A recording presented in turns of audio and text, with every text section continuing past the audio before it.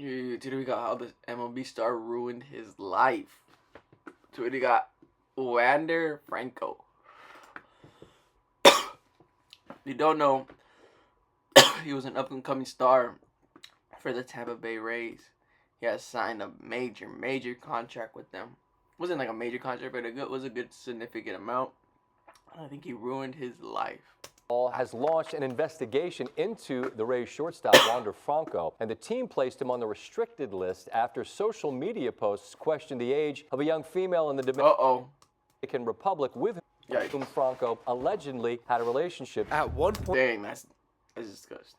in time, Wander Franco was seen as the best young. Why would you even go back to Dominican Republic knowing you made it out of there? What? I mean, I get you want to go to your hometown, but there's a good saying where a lot of people from your hometown are going to be jealous from you. Shortstop in all of baseball. He was one of the biggest international free agency acquisitions in Rays history and was on pace to be the best Tampa Bay Rays. Yeah, he was the next person. I remember he was next up since they were founded. However, that all changed in 2023, and it's all Wander Franco's fault. How good was Wander Franco, and why won't he play baseball ever again? But what's even more insane is how did he hide this from the MLB for nearly a year? Before Wander Franco ever threw his career away, he was the #1 international prospect in all of baseball. In fact, by the time he was 16, the Tampa Bay Rays had given him a contract with a $3.85 million signing bonus. A team as cheap as the Rays would never give a 16-year-old that amount of money unless they knew he was going to be a prodigy. And to be honest, he lived up to the hype. For reference, as a 17-year-old, Franco was over 3 years younger than the average player in rookie ball. Yet, dang, he still hit .351 with a what? 351? PS over 1,000. And dang. Managed to hit for the cycle. Franco was a bona fide 5-tool player. So in 2019, when Baseball America had him ranked as the 4th best prospect in all of baseball, it wasn't a surprise. The only players ranked ahead of him were Vladimir Guerrero Jr. What? Fernando Tatis Jr. and Eloy Jimenez. That is not a bad group of names. That is not a bad group. By 2021, Franco had become the #1 prospect in all of baseball, according to MLB.com. He was even ranked ahead of guys like Adley Rutschman, Julio Rodriguez, and Bobby Witt Jr. So when the Rays called up the #1 prospect in all of baseball in late June, people he was next up. were excited. Not only were we about to see one of the best young shortstops play in the big leagues, we were about to see the face of Tampa Bay Rays baseball for the next decade. In the first game of his career, Wander Franco did exactly what every Rays fan was hoping he'd do. And he swings, hits it high and deep and gone. Home run. Franco. I think bro just cared too much about the wrong things. First in the big leagues will tie. Disgusting.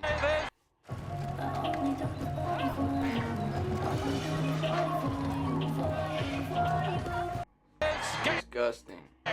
After this game, Franco did start off a little slow, but he finished off the season well, hitting .323 with an OPS of .889 in the final 2 months of the season. He ended up finishing 3rd in AL Rookie of the Year voting and probably would have won it had Randy Arozarena not hit 55 extra base hits in his Randy Arozarena. 2022 wasn't as spectacular for Franco, as although he was making history for the Rays, he ultimately missed 79 games this season, mainly due to a broken hand he suffered in July. But in 2023, things were about to change, just not in the way Franco would have wanted. You see, according to ESPN, Wander Franco went back to the Dominican Republic during the winter. There, he would meet a 14-year-old girl on the internet.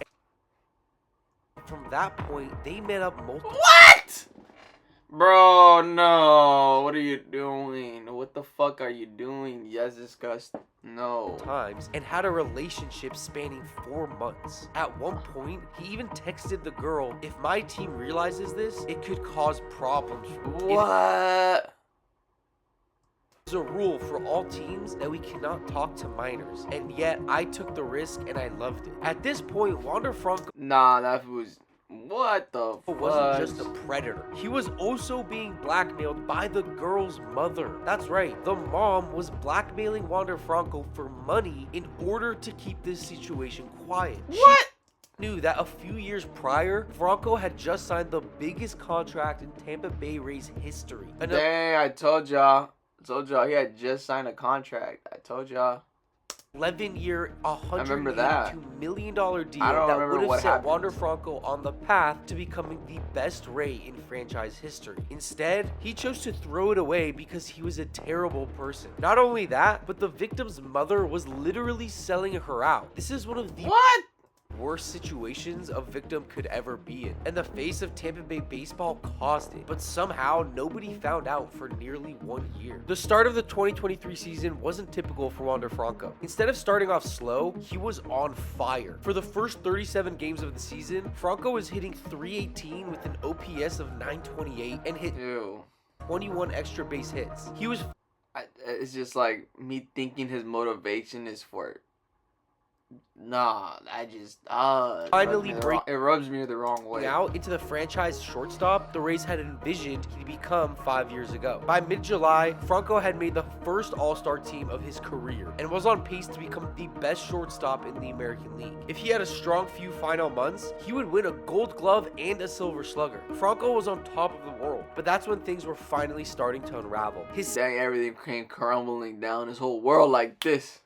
Scheme to hide his crimes and moral atrocities were about to be revealed. On July 4th, Wander Franco played in his first All-Star game. 6 days later, on July 10th, a formal investigation was launched in the Dominican Republic investigating Franco for crimes that could send him to prison for 20 years. Damn! Later, in the penultimate game of his career, while rumors of him being a terrible, heinous human being were being leaked on the internet,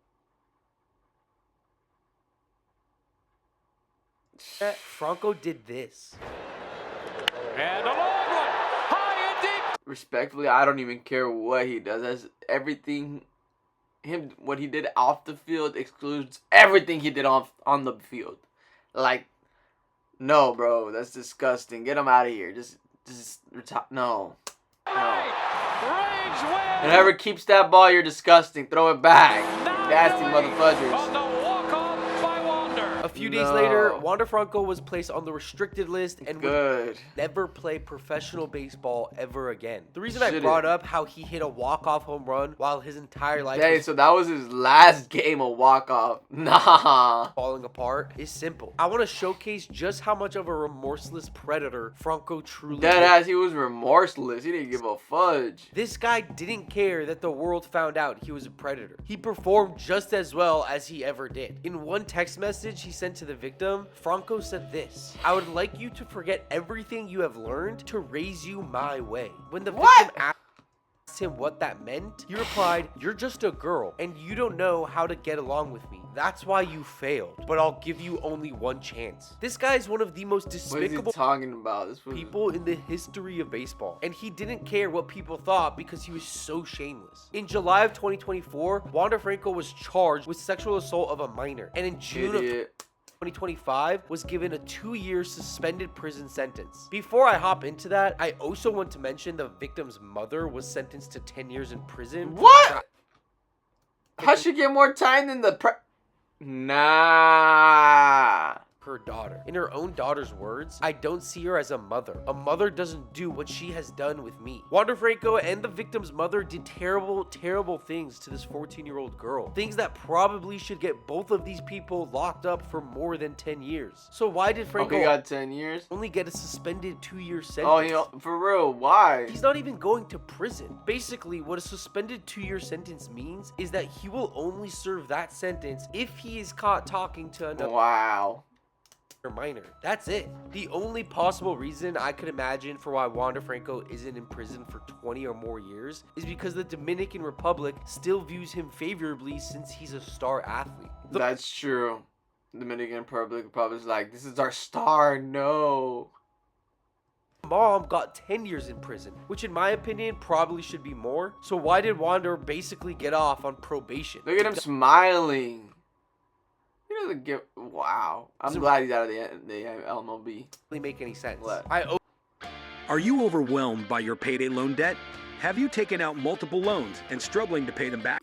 I also do think it's worth mentioning that during the time Franco was on trial, he also picked up an illegal possession of a firearm charge after he was found in possession of a weapon that wasn't registered under his name. So now that we finally know what Franco's punishment is, what does his future hold? I know the MLB has a bad reputation for employing terrible people, and rightfully so, but I don't think any of the 30 MLB teams will even think about signing Wander Franco. Franco could have been sentenced to 60 years in prison or let off with no punishment. None of that information matters. No team is touching him with a 10-foot pole. However, I do think this story is interesting at minimum. Before I say what I say, let me make it clear. You should not have any empathy for Wander Franco. He had the chance of a lifetime to be the face of the city of Tampa Bay, and he threw it all away because he was a terrible person. The only empathy you should have in this situation is for the victim. The people in her life who were supposed to protect her tormented her and used her for money. They allowed a predator like Wander Franco to abuse her for financial motives. It's that simple. Now that that's clear, I also want to mention that Wander Franco was on pace to be a potential Hall of Famer. In his final season, he had 5.5 BWAR in just 112 games. In 2023, Franco was 97th percentile in outs above average, 93rd percentile in strikeout percentage, 96th percentile in whiff percentage, and his expected batting average was also 97th percentile. He was undeniably one of the best shortstops in MLB and was well on his way to carving out a long big league career. Despite this, I don't no more feel bad for him whatsoever, and neither should you. He's a bad person, plain and simple. Another thing that usually doesn't get talked about enough is that in this situation is how it affected the Tampa Bay Rays. You have to remember something very important. Wander Franco was the highest paid player in Tampa Bay Rays history. So that means he was a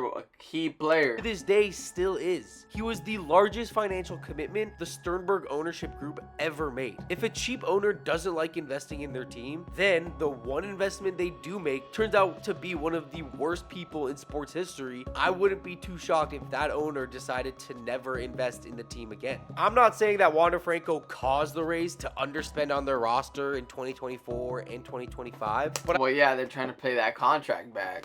I wouldn't be shocked if the situation was at least a partial motivator for Stu Sternberg to recently enter discussions about selling the team. That, and of course their current situation with canceling plans on a new stadium and rebuilding Tropicana Field. That's tough.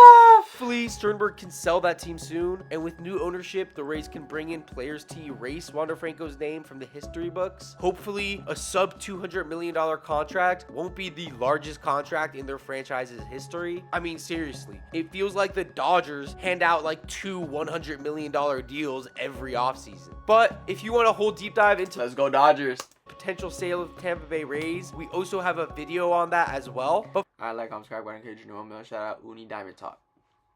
Bye, have a great time.